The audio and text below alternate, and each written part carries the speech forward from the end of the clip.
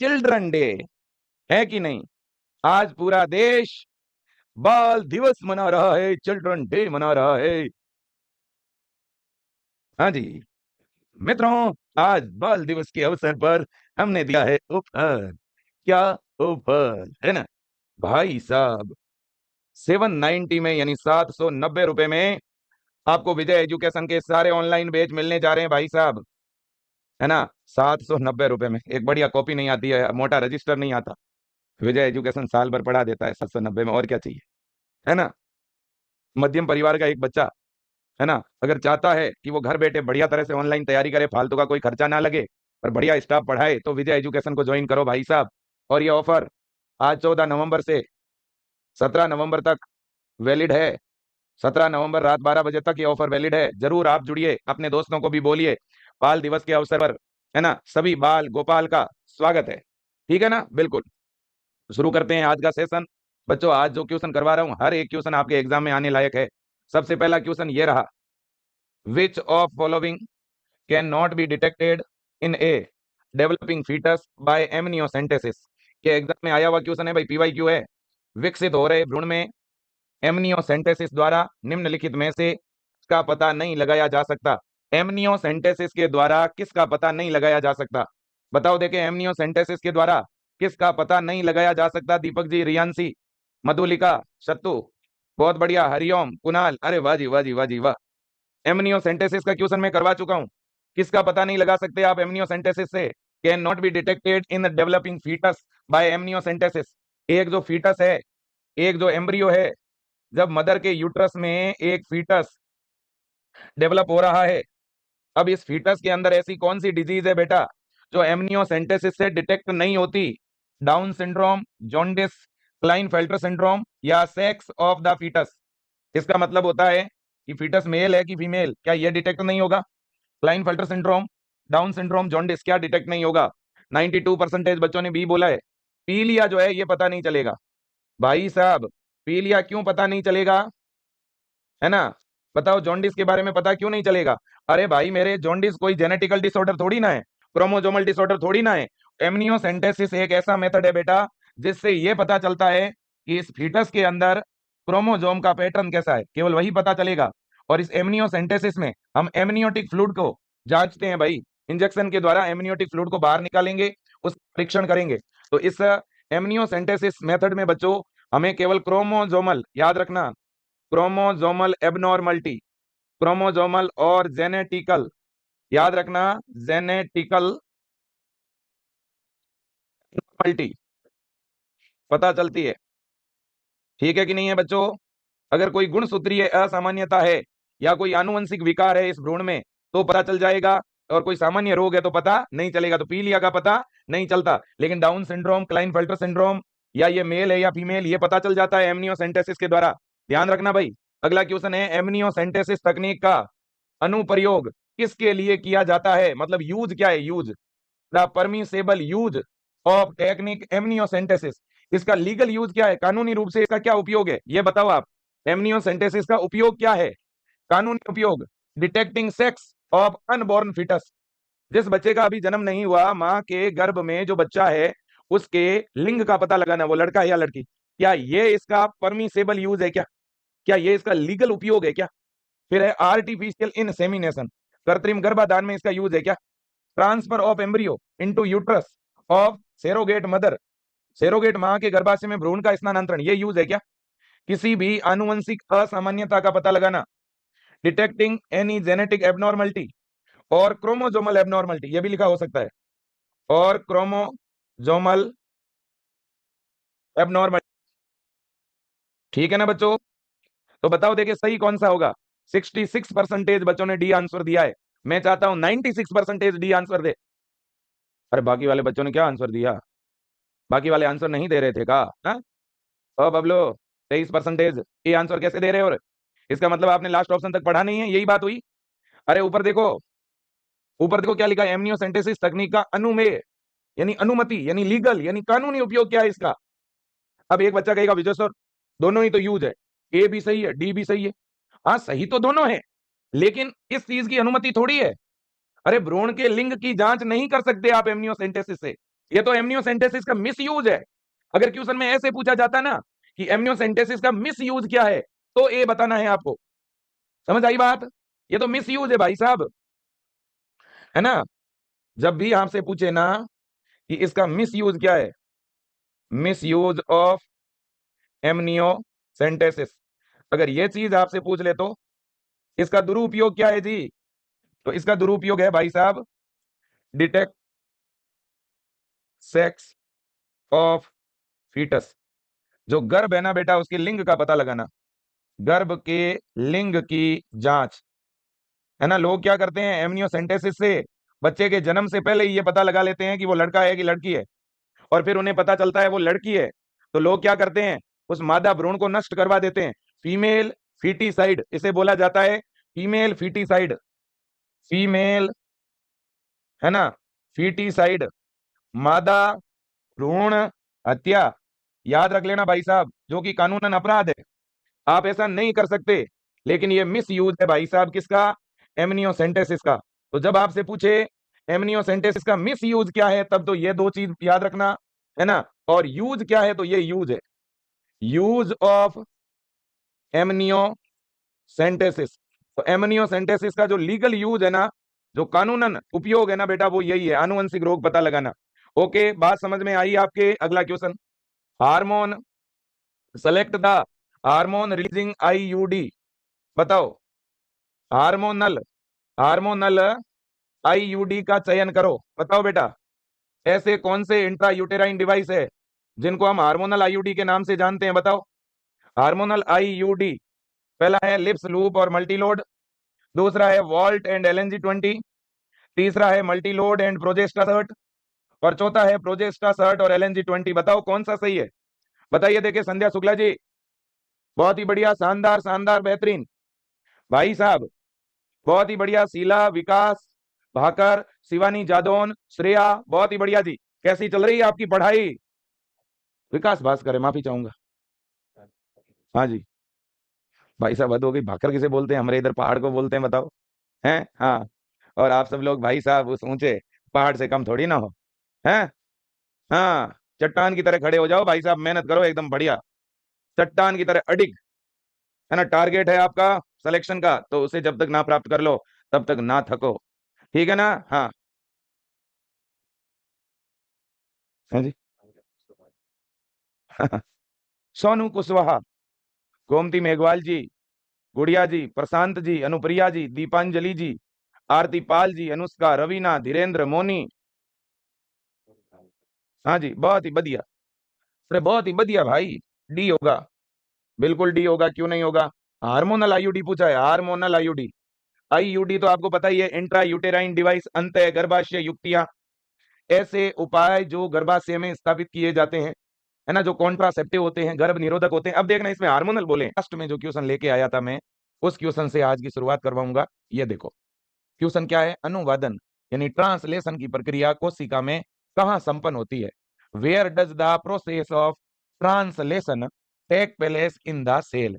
ये कह रहा है कि कोशिका में अनुवादन कहाँ पे चलता है, अनुवादन की प्रक्रिया। अनुवादन मतलब प्रोटीन संश्लेषण, प्रोटीन सिंथेसिस, है ना।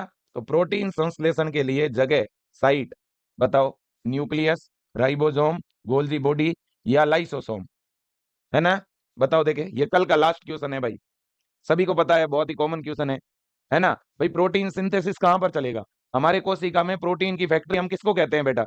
राइबोसोम को, है कि नहीं? तो राइबोसोम को अगर कहते हैं तो ट्रांसलेशन कहाँ चलेगा? राइबोसोम में, सीधी सी बात है भाई। राइबोसोम क्या है? प्रोटीन की फैक्ट्री। राइबोसोम को अपन क्या कहते हैं बेटा? प्रोटीन फैक्ट्री, है कि नहीं? हाँ, तो यहीं पे प्रोटीन का संश्लेषण होगा, सीधी सी बात है, चाहे वो प्रोकैरियोटिक हो चाहे वो यूकैरियोटिक हो, है ना। इसके बाद में सेकंड क्वेश्चन, सेकंड क्वेश्चन है which enzyme help in formation of peptide bond. वह कौन सा एंजाइम है जो पेप्टाइड बंध के निर्माण में मदद करता है? यह भी क्वेश्चन रिपीट हुआ है, यह भी मैं पहले करवा चुका हूं। ऐसा कौन सा बेटा एंजाइम है जो प्रोटीन संश्लेषण के दौरान अमीनो एसिड के बीच में पेप्टाइड बंध बनाता है? बताओ कौन है? पेप्टिडाइल ट्रांसफेरेज, पेप्टिडाइल ट्रांसफेरेज इसका दूसरा नाम राइबोजाइम भी है।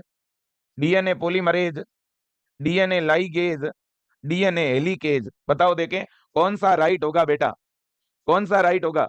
पेप्टाइड बॉन्ड, अमीनो एसिड के बीच में पेप्टाइड बंध का निर्माण करवाने वाला एंजाइम। बेटा आप सारे लोग सही आंसर देंगे। मेरा सब बच्चों से निवेदन है, प्लीज सब बच्चे आंसर दें। देखें सब बच्चे आंसर दीजिए। देखें सारे बच्चे ऑप्शन पे टिक करो बेटा। बहुत खूब, बहुत शानदार, क्या बात है बेटा, क्या बात है, very good very good very good. हाँ बहुत खूब, ऑप्शन नंबर ए होगा, है ना। हाँ सर सीयूईटी का बैच कब आएगा? सीयूईटी 2026 के लिए हम बैच लॉन्च करेंगे 1 सप्ताह बाद, है ना। हाँ बिल्कुल, बहुत खूब, बहुत शानदार, बहुत ही शानदार सर। विजय टीम बहुत अच्छे ढंग से पढ़ाती है। थैंक यू बेटा, थैंक यू जी। हाँ कौशल, हाँ चलो जी, राइबोजाइम होगा, बिल्कुल राइबोजाइम होगा। और राइबोजाइम का दूसरा नाम है पेप्टिडाइल ट्रांसफेरेज। और ये जो राइबोजाइम है ना बेटा, ये एक ऐसा एंजाइम है जो राइबोसोमल आरएनए से बनता है ना, याद रखना। ये किससे बनता है बेटा? राइबोसोमल आरएनए से। और वो भी 23S टाइप का जो आरएनए होता है। क्या ये बेटा पेप्टिडाइल ट्रांसफेरेज के रूप में काम करेगा? बिल्कुल करेगा। अगला क्वेश्चन है, अगला क्वेश्चन है बेटा, eight which site of ribosome does the first activated tRNA bind? पहला सक्रिय टीआरएनए राइबोसोम के किस स्थल पर जुड़ता है? बेटा देखो, राइबोसोम की जो बड़ी उप इकाई होती है ना, उसमें 2 साइट होती है बेटा, उसमें 2 जगह होती है। ये तो है छोटी वाली उप इकाई जिससे एमआरएनए जुड़ा हुआ है बेटा, और ये बड़ी वाली उप इकाई है। इस बड़ी वाली उप इकाई में पी साइट भी है और ए साइट भी है, और एक बार की तरफ ई साइट भी होती है। तो अब पहला जो टीआरएनए है, पहला जो टीआरएनए है, जो पहला अमीनो एसिड लेके आ रहा है, ये टीआरएनए बेटा इस फर्स्ट अमीनो एसिड को ला करके कौन सी साइट पर, पी पर कि ए पर, कौन सी साइट पर लाएगा? ए साइट, ई साइट, पी साइट, या एट एनी साइट? बताओ देखे, पहला टीआरएनए, पहला अमीनो एसिड राइबोसोम के कौन सी साइट पर आता है? बताओ बेटा, या तो पी होगा या ए होगा। इतना मैं आपको बता देता हूं, 93% बच्चों ने ऑप्शन सी पर टिक किया है। बहुत खूब बेटा, है ना। ऐसे याद रख लो बेटा, पी से पहला, पी। अरे अब सर आप कहोगे सर पी से पहला कब होता है? नहीं होता, लेकिन मान भी लो, पी से पहला, पी से पहला, पी से पहला, ऐसे याद रखो। तो पहला टीआरएनए कौन सी साइट पर आएगा बेटा? पी साइट पर आएगा। कौन सी साइट पर आएगा? पी साइट पर। तो पहला टीआरएनए कौन सी साइट पर आएगा? पी साइट पर आएगा। ओके आगे चलते हैं। अगला जो क्वेश्चन है बेटा वो ये है, और यहाँ एक बात सुन लो, पहला टीआरएनए तो पी साइट पे आता है, लेकिन बेटा दूसरे से लेकर के और लास्ट तक जितने भी टीआरएनए होंगे ना, वो सारे के सारे ए साइट पर आएंगे, ये भी याद रख लेना। सेकंड से अंतिम तक, है ना, वो सारे के सारे आएंगे ए साइट पर। तो पहला टीआरएनए पी साइट पे आएगा, है ना, पहला टीआरएनए पी साइट पे जुड़ेगा, दूसरा व इसके बाद के सभी टीआरएनए ए साइट पर जुड़ेंगे। याद रख लोगे ना? बहुत खूब बेटा। इसके बाद में नेक्स्ट क्वेश्चन की तरफ चलते हैं। The movement of ribosome on the mRNA is called. Ribosome का एमआरएनए पर आगे खिसकना क्या कहलाता है ना? यह बेटा है एमआरएनए, है ना, और इस एमआरएनए के ऊपर है, ये आपका राइबोसोम है, ये छोटी वाली उप इकाई, ऊपर बड़ी वाली उप इकाई। जनरली होता क्या है बेटा, ये जो आपका राइबोसोम है ना, ये धीरे धीरे इस तरह से ऐसे बेटा खिसकता है ना, ये इस तरह से क्या करता है बेटा? खिसकता है। तो राइबोसोम का इस तरह से खिसकना, है ना भाई, ये आपका एमआरएनए है, एमआरएनए के ऊपर ये कोडोन है। तो इन कोडोन का जैसे जैसे ट्रांसलेशन होता जाएगा, जैसे जैसे ट्रांसलेशन होता जाएगा, ये आपका राइबोसोम जो है बेटा, ये इस तरह से इधर खिसकता जाएगा। ये राइबोसोम इधर क्या होता जाएगा? खिसकता जाएगा, मूव होता जाएगा। इसको क्या बोलेंगे? ट्रांसक्रिप्शन, ट्रांसलोकेशन, ट्रांसफॉर्मेशन, या टर्मिनेशन, क्या बोलेंगे इसको? बताओ देखे, ये एमआरएनए का 5 डे सिरा है, ये 3 डे सिरा है। जैसे जैसे इन कोडोनों का अनुवाद होता रहेगा वैसे वैसे आपका जो ये राइबोसोम है बेटा, ये इस mRNA के ऊपर आगे से आगे ट्रांसफर होता रहेगा, मूव होता रहेगा। इसको बोला जाएगा क्या? बोलो बोलो भाई। 81% बच्चों ने बी आंसर दिया है, ट्रांसलोकेशन। ये बात बिल्कुल सही है, नाम से ही पता चल रहा है। ट्रांस का मतलब है ट्रांसफर होना, लोकेशन का मतलब है अपनी जगह को छोड़ना। तो ट्रांसलोकेशन यानी ये अपनी लोकेशन को बदलेगा, जगह को छोड़ेगा। याद रख लेना, जब mRNA के ऊपर जो कोडोन है बेटा, इन कोडोनों का जैसे अनुवाद होता रहेगा, जैसे कोडोनों के लिए tRNA आते रहेंगे, वैसे वैसे राइबोसोम आगे की तरफ ट्रांसफर होता रहेगा। इसी को बोलते हैं ट्रांसलोकेशन ऑफ राइबोसोम। तो राइबोसोम ट्रांसलोकेट होगा किसके ऊपर? mRNA के ऊपर। तो भूलना नहीं है। अगर मान लो ये आपका क्या है? mRNA, और ये आपका क्या है? राइबोसोम, है ना? तो ये अपना जो राइबोसोम होगा ना बेटा, है ना, ये जैसे अपना, ये आप समझ लो, ये कुछ इस तरह का मामला से, ठीक है ना, ये यूं मान लो आप, ये अपना राइबोसोम है। तो ये राइबोसोम कुछ ऐसे बेटा, इस तरह से, पहले यहाँ पे था, फिर धीरे से इधर जाएगा, फिर इधर जाएगा, फिर यहाँ जाएगा, फिर यहाँ जाएगा, इस तरह से ट्रांसफर होता जाएगा। ये 5 डेज सिरा है और ये 3 डेज सिरा है, इस तरह से ये ट्रांसफर होगा। इसी को बोलते हैं ट्रांसलोकेशन। ठीक है ना, याद रखोगे ना बेटा? बहुत खूब। इसके बाद में अगला क्वेश्चन है आपका। अगला क्वेश्चन देखिएगा क्या लिखा है इन्होंने। स्थानांतरण यानी ट्रांसलोकेशन के दौरान राइबोसोम mRNA पर किस दिशा में चलता है? ट्रांसलोकेशन की डायरेक्शन बतानी है। राइबोसोम दौड़ेगा mRNA के ऊपर, तो वो कौन सी साइड दौड़ेगा? जैसे कि ये मैसेंजर RNA है और ये इसके ऊपर लगा हुआ राइबोसोम है, तो इस राइबोसोम की डायरेक्शन बतानी है कि ये कौन से डायरेक्शन में ट्रांसलोकेट होगा। In which direction does the ribosome move on mRNA during translocation? Translocation के समय ये राइबोसोम कौन सी डायरेक्शन में मूव होगा? 3 डेज से 5 डेज डायरेक्शन में, 5 डेज से 3 डेज डायरेक्शन में, दोनों दिशाओं में, या रैंडम?